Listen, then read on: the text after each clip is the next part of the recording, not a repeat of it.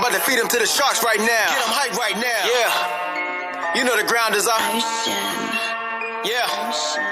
Everybody that trains, you know the game. Yeah. So let's get it. Slap it up, bump it, and roll. Hey. Yeah, that's the way that it goes. Ain't no better way to better yourself in this game. You're feeling the growth. That's time on the mat. We put in the work. Believe it ain't easy, I know. But we train for the love of the game, the love of the art. Now slap it up, bump it, let's roll.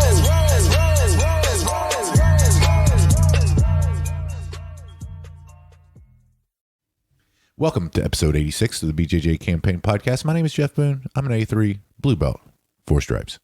Phil Kors, A2, blue belt, 3 stripes.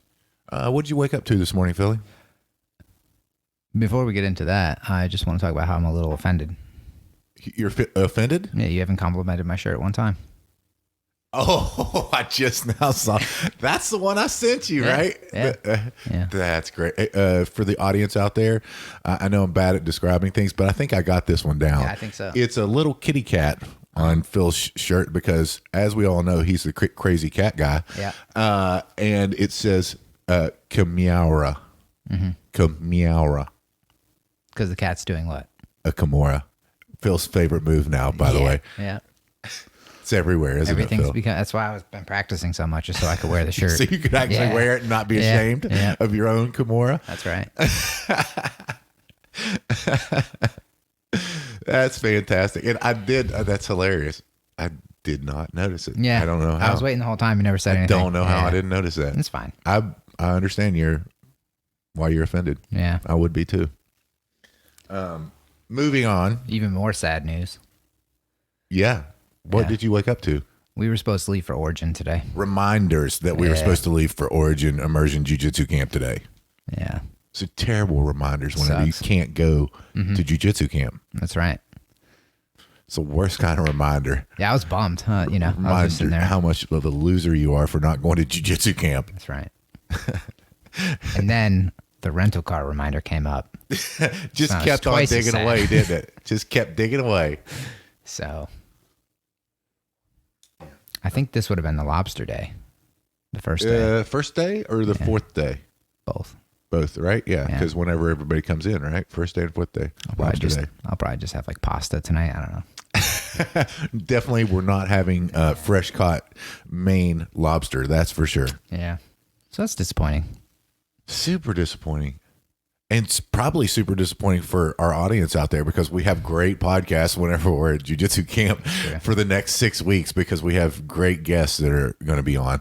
Now you just got to deal with me and Phil for the next 6 weeks. That kind of sucks for them. Totally. Yeah. I saw, speaking of which, former guests, Dean Lister had his shoulder surgery again like a couple days ago. So he's recovering from that. Another shoulder surgery on that same shoulder.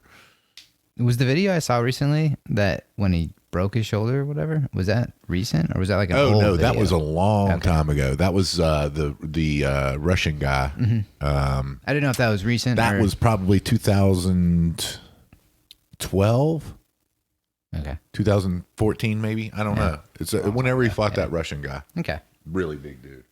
I had seen that video. I assumed it was old, and then I just saw him post something yesterday, I think, about like recovering from surgery. So yeah, this is like I didn't know if they were related. Shoulder surgery on that right shoulder. So good luck to Dean if he's listening out there. I doubt he is, but if he's listening, I'm sure he listens every week. I'm sure he does. One of the best guests we've ever had on the show. It was just a reminder, folks. It was last year this time, Origin Immersion Jiu-Jitsu Camp, and it was our last night, wasn't it? No, it was his last night there. That may be true. It was his last night there. Yeah. And he was a few beers deep, And then we broke out the bourbon that I got at the store a little earlier and continued the fun. It was a good podcast. I don't remember much of it, but it was good, I think. Mm-hmm. Yeah, I don't know. Maybe. It was good. Dean was good. He tells a funny story. If you haven't listened to it, I don't know what episode it is, but look up Dean Lister, BJJ Campaign. It was a very fun episode. He's a great storyteller.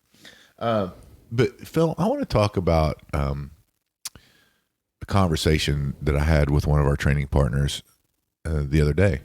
And this person, I'm not going to say his name. He'll know, he listens. He'll know who he is, and probably tell me how I got this conversation wrong, but maybe not. So he came up to me and we were getting ready to roll, and he goes, "Hey Jeff, would you do that thing like Phil does whenever he acts like I get position on him for real, and lets me work on stuff?" And I'm like, "I already do that. What are you talking about?" He's like, "No, you don't." I was like, "Really? Really? I don't do that?" And he was like, "No, not so much with me." And I was like, Then I had to look, and I was like, "Okay, maybe I don't." So we, went on about our way, and we rolled. It was a fantastic roll. Both of us got a lot out of it. I was working defenses most of the time, while not being obvious and giving up positions, and so that was a real learning moment for me in trying to be a better partner, because I always try to be a better partner, right? I mean, I think we both do. It sounds like you are having more success at that than me. Well, what I just learned is that I have successfully convinced everybody when they pass my guard it was on purpose. that you let him pass your guard? Yeah, it sounds like it's all working. Folks, his guard is trash, so that's not the case. Now, if you pass my guard, no, just kidding. Yeah, so I thought that was good, and kudos to this person for bringing it up.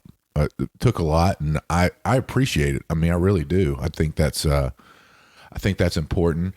And conversely, I think it's important that, to use one of your phrases, if they then become heavy on the effort, that you reciprocate that effort back, right? So careful doing that whenever you're in that role. And I think again, I was just appreciative that I got to kind of learn, and I feel like with this training partner, it's going to be a lot more fun, because man, I love just working defenses. I mean, I do it all the time with Wilfredo. I let him get the position on me, right? For sure. And just work defenses. Yeah, being a good partner.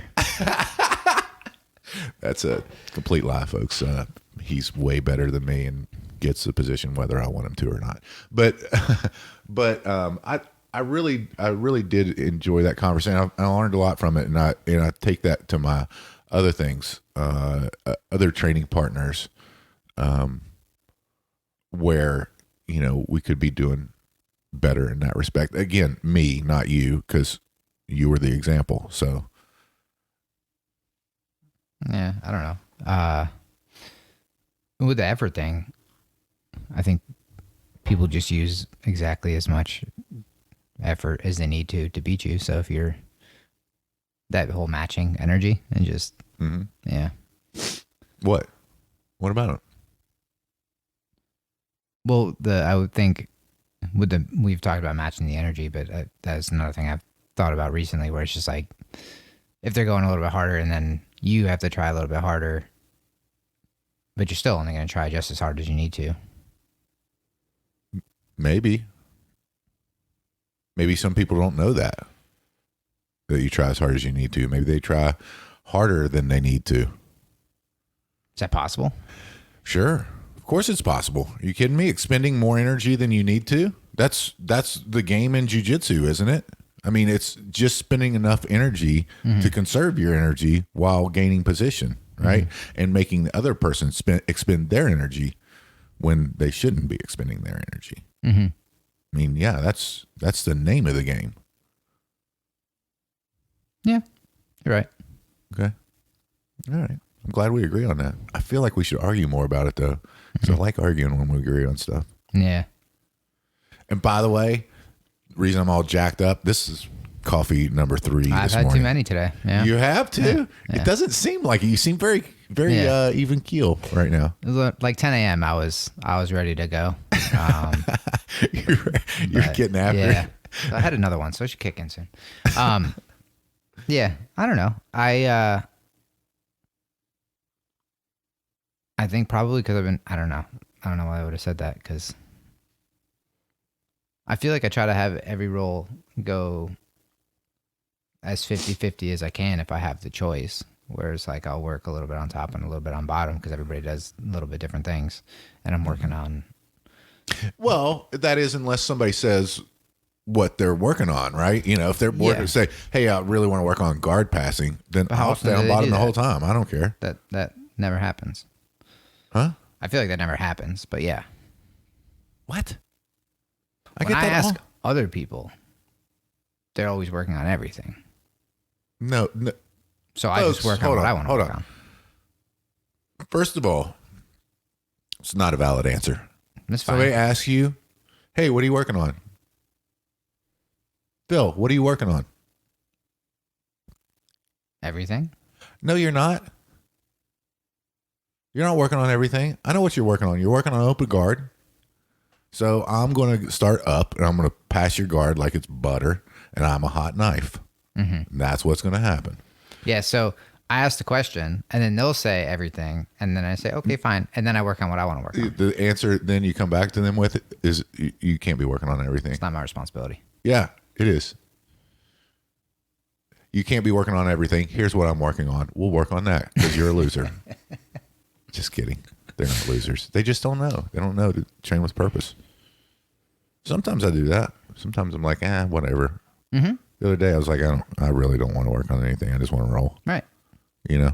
I mean, that's valid to do that, but there's times I go in with the intention of working on something and I don't work on it at all. That happened yesterday for the entire time. Well, I mean, in your defense, that's because you were rolling with Professor Steve Hall, you know, all people that were much, much better than you. I was working on not dying immediately, and that didn't work. And not being hot, that was a fail. Yeah, it was really hot. It took I wasn't right all day yesterday after I left. Dude, it was bad, right? I chugged 2 electrolyte waters when I got home, and that's the only, and then took a hour nap, and that's the only reason. I couldn't fall asleep. And I pee all the time, and I wasn't peeing yesterday. I was like, Of course you weren't. I was completely dehydrated. I wrung out my rash guard in the toilet whenever I was changing. It's terrible. Yeah, it was really, really hot. And then we walk outside. We walk outside after training for a couple hours. Dude, I couldn't put my socks on for like 5 minutes. I don't know if you know how long I was here trying to put my socks on. Every time I leaned forward, my ab would cramp. Then my neck was cramping, and I was so dehydrated. Like I don't think I've ever been that dehydrated. The positive on the ab cramp, man, whenever you showed me that ab cramp, your abs look jacked right there. It does when it's popping out the wrong way. Yeah. You're like, I didn't know it does that. Like, oh man, that was really uncomfortable. It took me like 5 minutes to get like in the car to get my socks on, because every time I lean forward a little bit, it just like locked back up. But when we walk out of the academy, it's like 120 in the academy. We'll walk out, it's like 80 degrees. Felt outside. I'm amazing. like, why did we not have the garage door open there? It felt amazing outside. It was amazing. Yeah. I was maybe a little bit chilly after that. Then we get in my car all sweaty and shit, and I have to clean my car. I went to sit in my car like probably an hour and a half after I got home, and my seat was still soaking wet. Mm-hmm. Yeah, I believe it. It's crazy.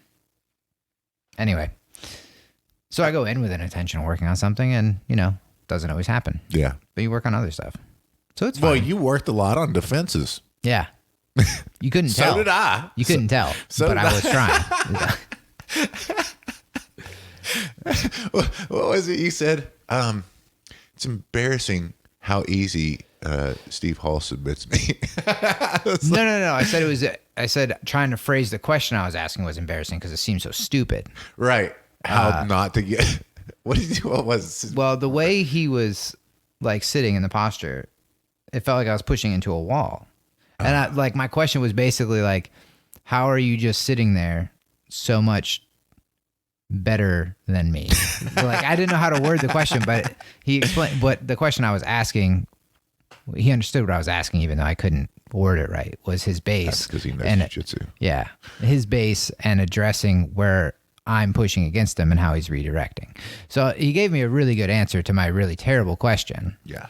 But the way he submits me, I find so impressive, because it doesn't matter if I go left, right, forwards, backwards, push, pull, stand up, sit down. It doesn't matter. It's just an immediate path to a submission, whichever way I choose, which, like John always says, you go the way they want to go. And that's what he does. And happens really fast And really often. smooth, and I mean, it's really cool. Yeah, it's really, really cool to see, because it doesn't matter what direction. There's always a quick, I'm always moving an arm too far away or not protecting a neck or whatever it is. It's just, it's just a cool lesson in how far there still is to go. Oh yeah, for sure. And we may never get there. Maybe we will. But you know where you would have learned that lesson of base, Phil?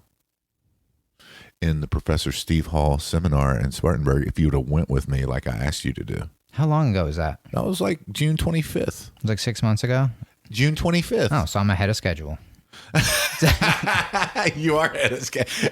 For the audience out there, it usually takes Phil 6 months to make everything his idea that someone else tells him that's a good idea to listen to.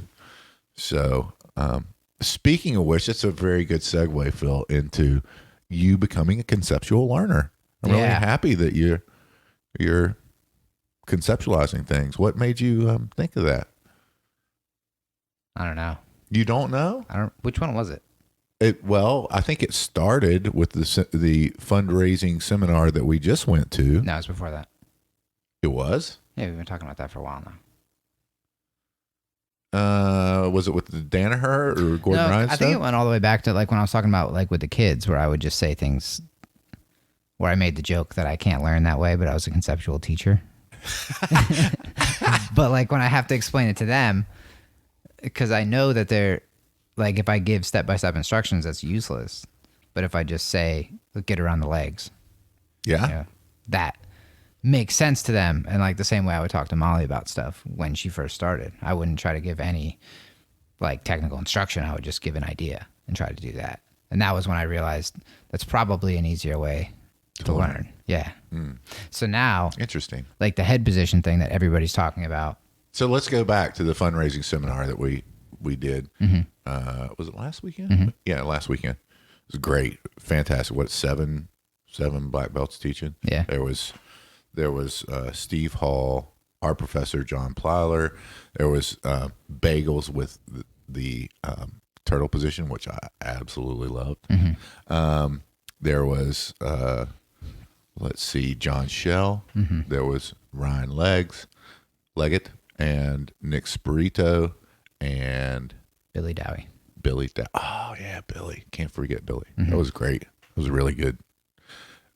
Mount submission, Americana details. Really good fundraising seminar. But what was the one concept that they all brought in at least one of their teachings? A head position, which probably goes back to base. Ryan should talk about base sometimes. He never brings that up.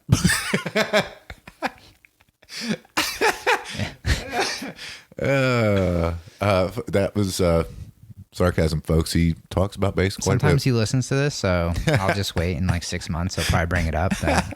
He heard it. Yeah, just head position all the time.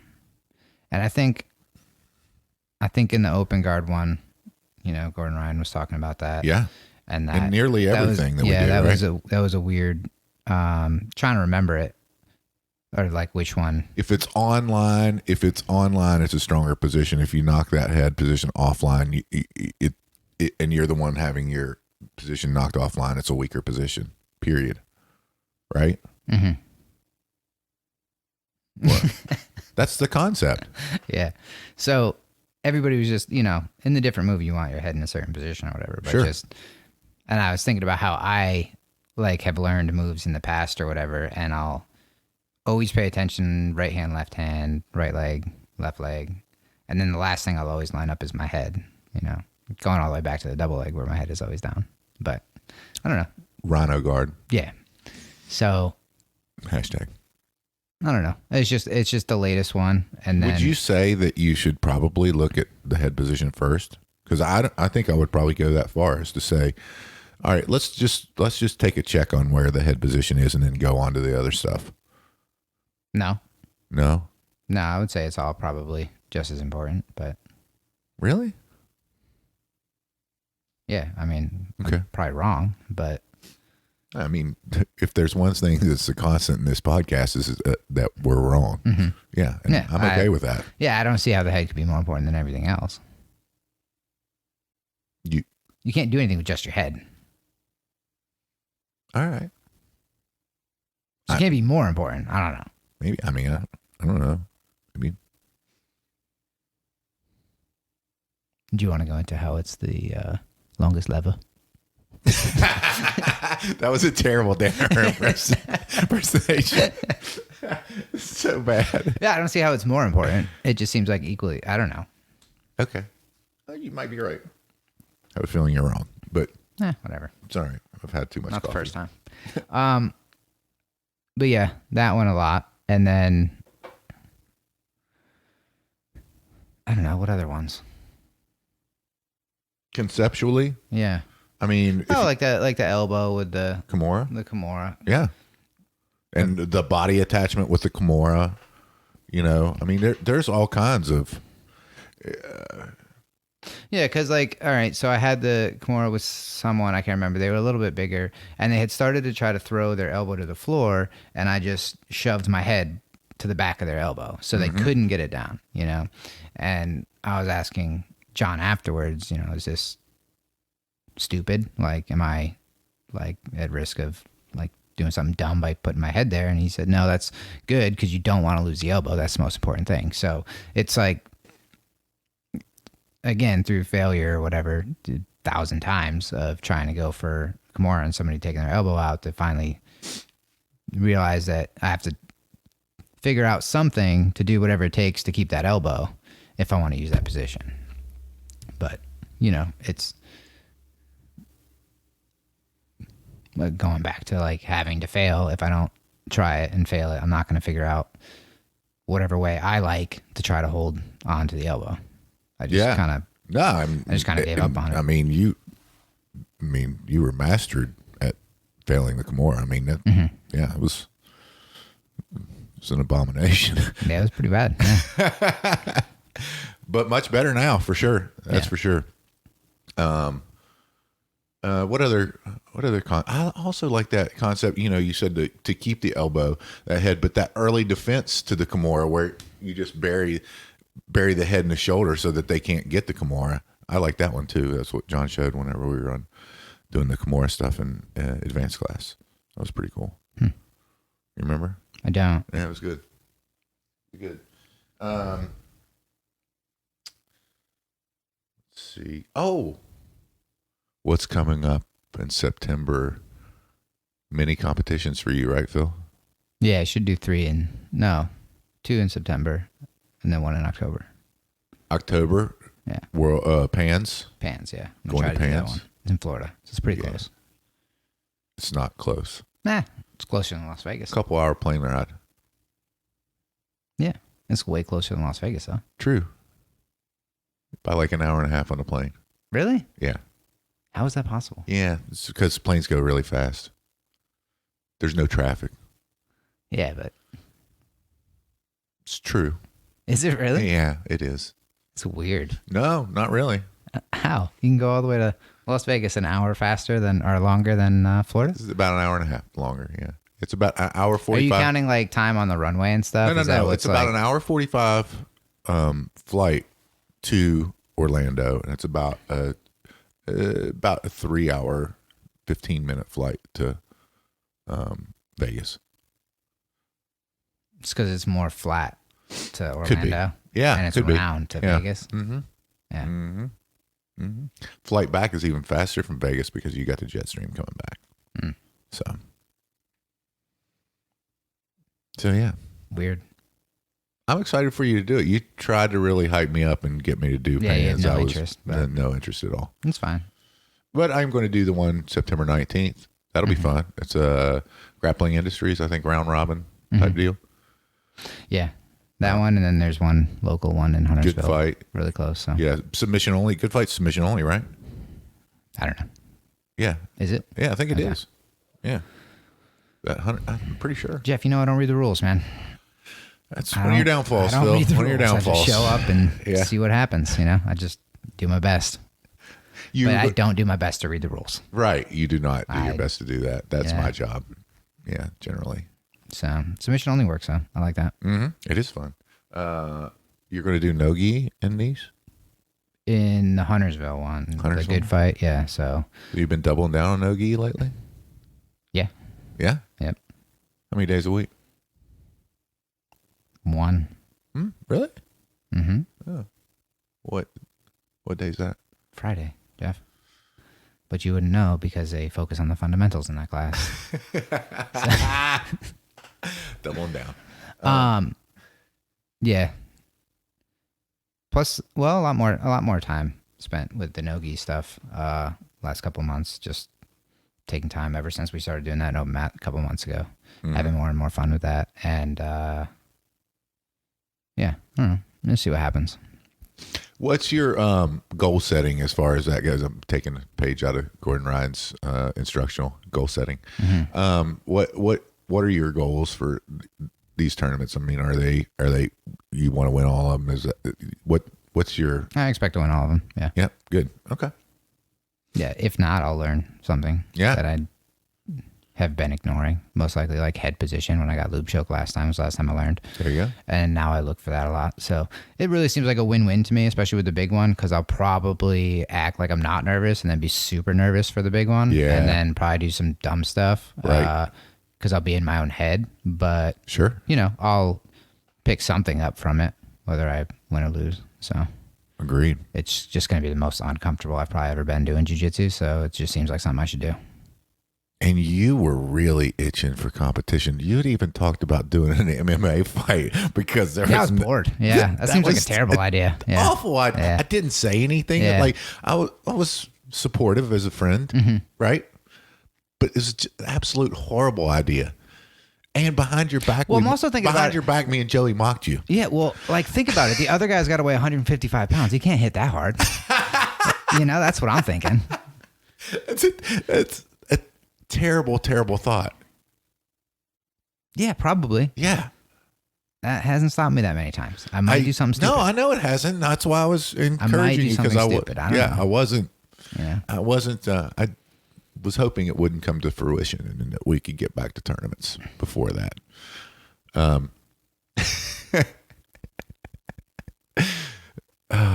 You're a piece of work, Philly.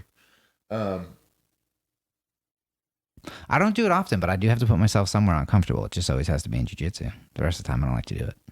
Yeah. Pants is going to be wildly uncomfortable, especially with all the rules and shit that I've never dealt with. Right. And I won't be there. Yeah. Plus, I can't wear a rash guard, so that'll be weird. What? You don't wear a rash guard in IBJJF. That is not at all true. They don't do rash guards. Yeah, they do. I don't think they do. Yeah, they do. They most certainly do, Phil. I thought that was just no-gi. No. I thought in the gi you couldn't wear them. No. Oh, okay. No. See, you want to try to read the I'm rules? super glad you didn't go in there bare chested. I thought you couldn't wear a rash guard in the gi. Why? I thought I read that in the rules in the uniform section. I mean, I may be wrong on this, but I thought that's what I read. I could be wrong. I've been Pretty wrong sure I'm multiple right. times in the last 40 minutes. So I wouldn't be surprised if I was wrong again. But yeah, I thought I read that in the uniforms. man, you know what? Looking back on this now, I wish I wouldn't have said anything. Been like, yeah, no, you can't wear any rash guard. That would have been even better. Damn it. Yeah, no, I will read the IBJJF rules because the problem is I still don't understand. Like, I don't know what the fuck reaping is. I have no idea. Okay, it's been explained to me so then many just times. don't go for anything but a straight ankle lock, and you'll be fine. Yeah, If that won't be a problem. I know. You don't have to worry about reaping. You're not going to reap. That well, unless you're getting your back taken and you go into that cross ashi. Which I don't. From half guard, you might. I won't because I don't know what to do from there. Okay. All right. And knee bar, but that's illegal too. Mm-hmm. Yeah, so yeah, it doesn't really. Okay. No, I'm excited. How many people are in your weight class in pants? They look like 4 or 5. Oh, and by the way, David Taylor will be there. I saw that. Yeah. And he's now purple belt. Congratulations to David. Congrats, David. That's awesome. Good for him. Another person who's more than likely missing Origin Jiu-Jitsu Probably got the same alert this morning. today. Yeah. Man, that's just a bummer. So basically what we're saying now is now that all the tournaments are back, that you're crushing your goals right now, right? If I win, Nah. Who cares if you win? I don't care if you win. I feel like you're not crushing it if you're losing. Eh, You maybe. know, you're progressing. Yeah. Crushing it is just not the right word. Not the right word if you lose. No, you're not My crushing it feelings if will you be lose. crushed. Yeah. No, I mean, I don't know. I do look at it as a win-win. I won't look at it that way the day of. I'll be nervous and thinking this was a stupid idea. But, Of course, yeah. every time as soon as it's done, I'm always happy I did it. Even when I had like 7 matches, I was like, well, I'm glad I got through that. It sucks real bad, going into like match 5 and 6. Yeah. Like 7, I start to get my win back. It's like perfect timing, but like this is a really hard stretch. But I don't know, even when I win and it's like looks bad and I'm not doing what I'm supposed to do, I'm learning. Like I was committing so much. It's not to the you one. win or learn. It's sometimes you win and learn. Right. Like, and I'm stuck in the half guard pass and I'm not doing the knee cut and I'm overcommitting. And that's not something I've fixed.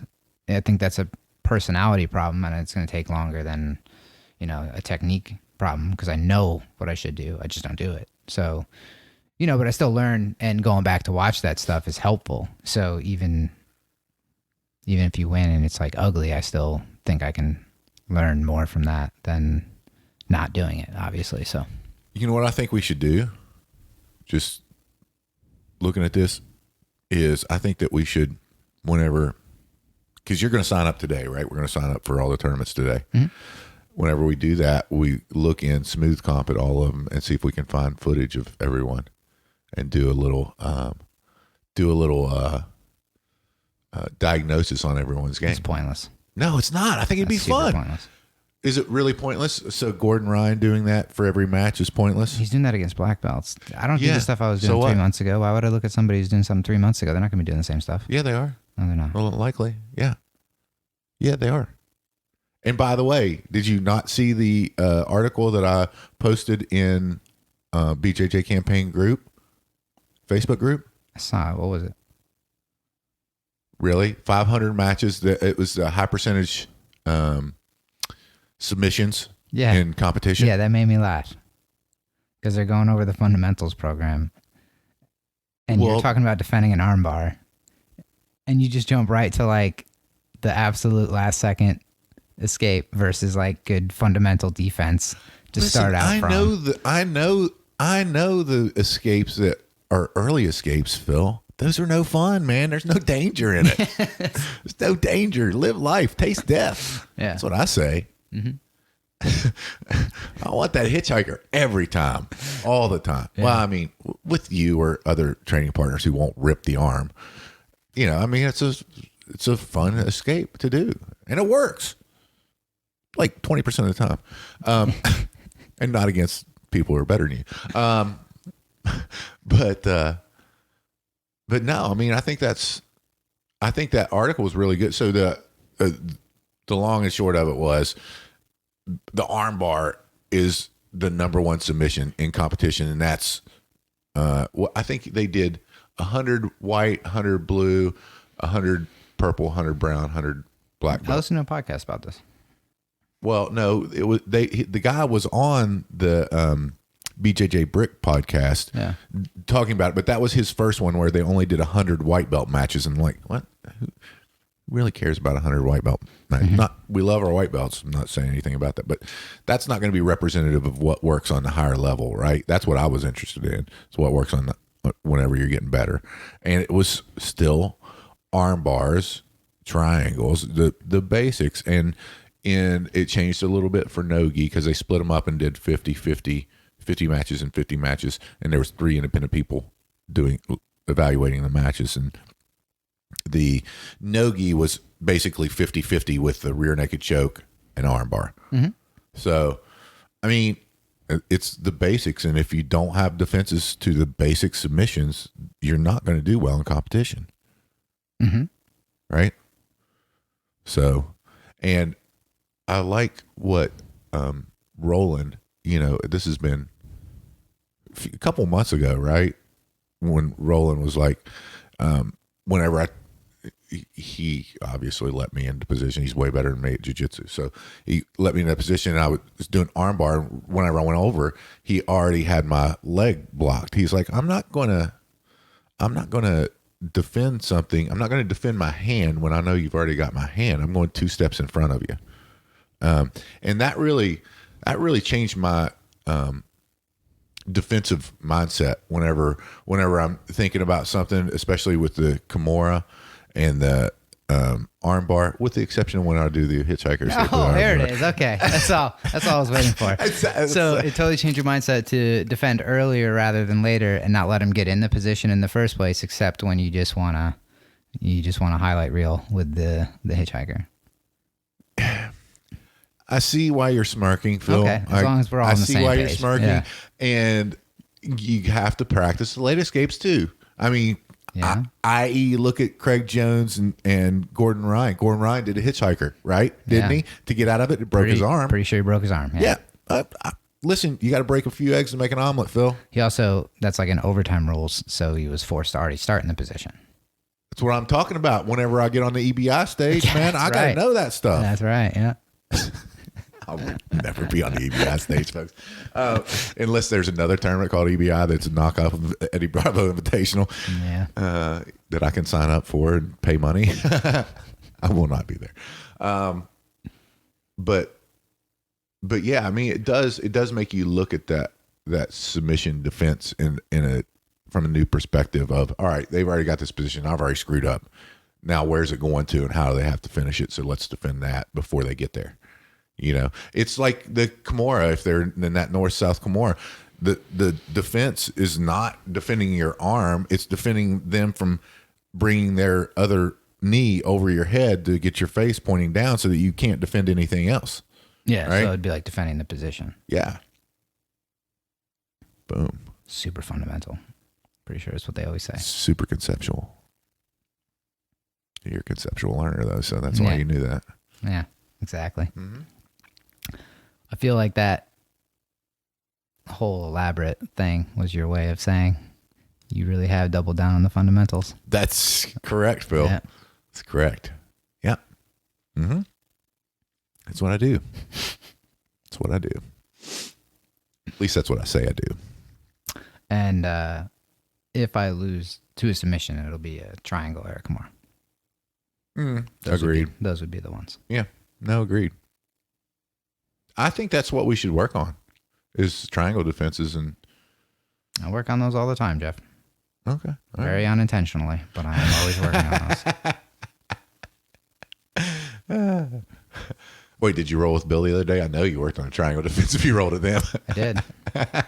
From the bottom of the mount. That's terrible. Yeah. That's terrible. Yep.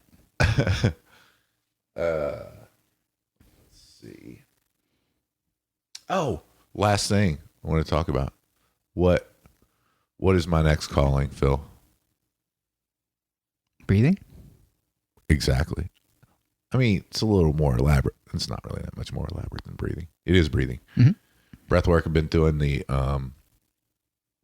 Wim Hof stuff, doing his online stuff, and I'm going to go for a 6-day. Did you start doing online stuff more than like YouTube? Did you sign up for like a so course thing online? It's really nice. He's got an app. It's the Wim Hof, WMH Wim Hof app, and he's got these online learning modules that Where's he from? Did he make Poland? up that name, or is that like a just no? WIMHOF is his name. Wim Hof. No, I think he's from Poland. I think. For those who don't know Wim Hof, he's considered the Iceman, aka why my nickname was the Iceman a while back. But his breathing methods, they did a bunch of studies, and if you go on YouTube or anywhere, you'll see the studies they did at University of Michigan, where basically you have the sympathetic and parasympathetic nervous system, and what breathing is part of the parasympathetic nervous system, and that means that we really don't have to think to breathe, right? We just breathe. It's that lizard brain motion. And that's true to an extent, but what doing intentional breathing methods does is it can do several things. It can warm your body up in cold. I think he set for 2 hours in an ice bath, and his skin temperature never got below 94 degrees Fahrenheit. Because he was controlling it with breathing. That specific type to warm your body up is called tumo breathing. And so there's a lot of things that you can do. You can get your heart rate down. You can stimulate an immune response, meaning that you can make your particularly relevant now is if you have a virus, you can isolate that virus just by breathing, because it makes your blood more alkali, which then concentrates and doesn't allow any further spread of a virus from the local spread. So that was pretty interesting to me, and just been doing breath work after working out, because it gets your heart rate down. It promotes recovery, and it's a good way of meditating. And if you're going through tough times and got a lot on your mind, it's a great way to kind of deal with those things as well. So I really, I'm sure everybody's going to hear much more about this, probably much more than they'd want to, but it's something that I think is super important, something I've been practicing every day, and something I think is going to be a big part of my life from here on out, much like jiu-jitsu. So what's your experience been with it? I just did it once. And? I don't think I have enough experience with it to really have an opinion yet. Are you going to continue it? I don't think I'll have a choice. That's right. I just figured it'd be 6 months from now whenever it was your idea. Yeah. No, I feel like I came across that book you read, and I kind of brought that up before you were talking about this stuff, and then the podcast came out, and that kind of, I don't know, there's obviously a lot to it. And by the way, what Phil's referencing is the James Nestor podcast that we mentioned it last week or a couple weeks ago on our last episode. And his book's called Breath, but he was on Joe Rogan podcast again. James Nestor, really, really good book. Really interesting. It was just funny how I came across somebody on Twitter talking about it, and then I came across the podcast that came out on Joe Rogan. I feel like I did that separately from you, kind of diving into this stuff. Yeah, I think you were the one who told me about it. But I know you've been talking about this stuff for a while. That was kind of the first time I read much more than whatever I'd briefly heard or read about. I did that Wim Hof stuff for a while. It was kind of funny because it's weird whenever you do it and you practice that breathing method. It goes from, well, first, whenever we did it, right, you were like, there's no way I can hold my breath for a minute and a half. How long did you hold your breath for, Phil? Right up until he said you're almost done every time, yeah. So that's 10 seconds Stop before, because it's you're mental almost with done, you, because you're that just destroys my ability to hold my breath, yeah. Yes. You're like, oh, almost done. Might as well breathe. Yeah. So let's say a minute, 20 seconds that you held it. So, but I remember whenever I was doing this regular, I was up to over 3.5 minutes holding my breath, and which is, that's crazy. Yeah, it's crazy. It's like, there's no way you can do that, or I thought that, but you can. I don't know what benefits that gets you, other than whenever you're breathing and you're doing it the right way and doing it from your back all the way up to the apex of your lungs, that you have more tidal volume. Another concept that was thought to be a misnomer, which was you're born with your lung capacity, right? You're not actually born. You don't actually keep the lung capacity that you're born with. You can make it better through breathing exercises and through breathing properly. And that's what these guys who do a lot of the deep diving, the breath hold deep diving do. And these guys can hold their breath for 6, 7, 8 minutes. I mean, it's crazy, But whether you get into it or not. I mean, maybe just give it a shot and see what you do, because again, like we said, breathing is such an important part of Jiu-Jitsu. Yeah. That's the reason I would do it. Yeah, of course. So yeah, and it has so many other outside benefits to that as well. So, anything else, Philly? No, I think we're good. Sorry I bored everybody. That was 5 minutes worth of preaching, but anyway. I'm passionate about it. I think it's important. So, well, tell the folks, Phil, how they can support us if they choose to do so. Buy a rash guard up to 170 pounds. Yep. Small, medium, large. Yep. Share the podcast with your friends. Those are pretty much the best ways to do it. Yeah. Share it.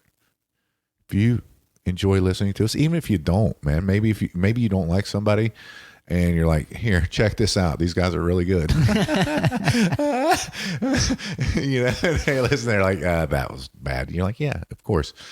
Do that. Can't get that time back. Yeah. That time's gone forever now.